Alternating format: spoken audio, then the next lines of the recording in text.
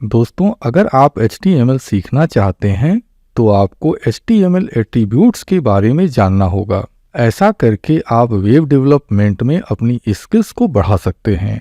IOCE यानी कि institute of computer education की आज की इस वीडियो में हम HTML एट्रीब्यूट्स के बारे में महत्वपूर्ण विशेषताओं को समझेंगे और उनके सही उपयोग के बारे में जानेंगे। यह वीडियो खास तौर से उन लोगों के लिए उपयोगी साबित होगी जो वेब डेवलपमेंट के लिए नए हैं और HTML के विषय में जानकारी प्राप्त करना चाहते हैं।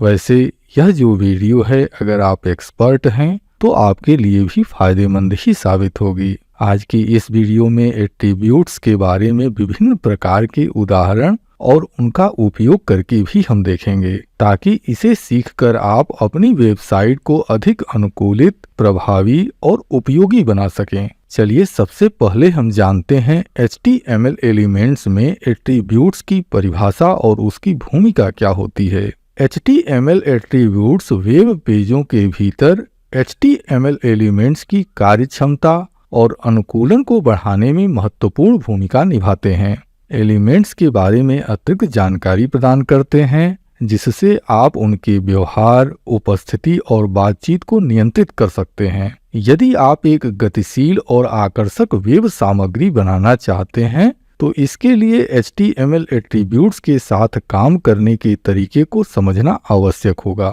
आइए HTML एट्रीब्यूट्स की दुनिया को जानें और उसके महत्व का पता लगाएं। किसी एलिमेंट्स की बिहेवियर या उसकी उपस्थिति को संशोधित करने के लिए HTML टैग्स में एट्रीब्यूट्स जोड़े जाते हैं।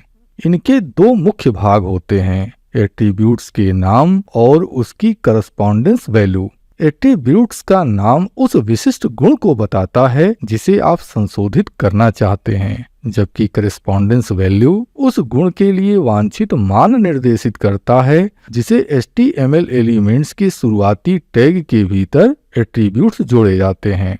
आइए अब कुछ सामान्य एट्रीब्यूट्स और उनकी कार्यक्षमता को समझते हैं। HTML में कई एट्रीब्यूट्स होते हैं, जिनमें से प्रत्येक एक अलग उद्देश्य की पूर्ति करता है। उदाहरण के लिए, किसी इमेज स्रोत के URL को निर्देशित करने के लिए src एट्रीब्यूट के साथ आमतौर पर img टैग यानी कि इमेज टैग का उपयोग किया जाता है। हाइपरलिंकिंग के URL को परिभाषित करने के लिए a टैग के साथ href एट्रीब्यूट्स का उपयोग किया जाता है। इसके अतिरिक्त क्लास एट्रीब्यूट आपको एलिमेंट के लिए एक विशेष CSS क्लास निर्देशित करने की अनुमति प्रदान करता है, जिसके कारण आप इच्छित स्टाइलिंग कर सकते हैं।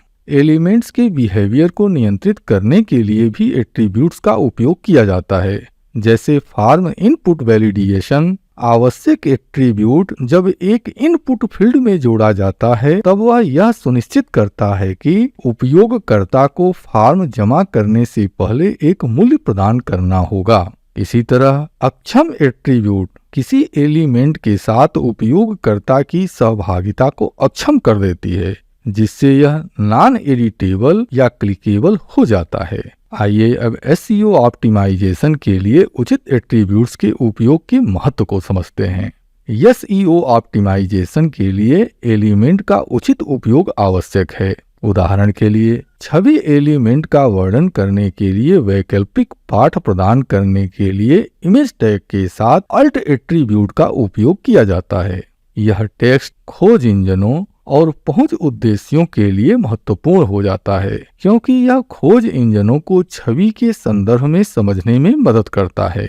HTML एट्रीब्यूट्स के साथ काम करते समय यह सुनिश्चित करना महत्वपूर्ण हो जाता है कि उनका उचित रूप से उपयोग किया जा रहा है और HTML मानकों का पालन किया जा रहा है। निरंतरता बनाए रखने और पार्सिंग त्रुटियों से बचने के लिए एट्रीब्यूट मान उद्धरण चिन्हों में संलग्न होना चाहिए। प्रभावी ढंग से HTML एट्रीब्यूट्स का लाभ उठाकर आप अपने वेब पेजों की उपस्थिति, व्यवहार और पहुंच को अनुकूलित कर सकते हैं।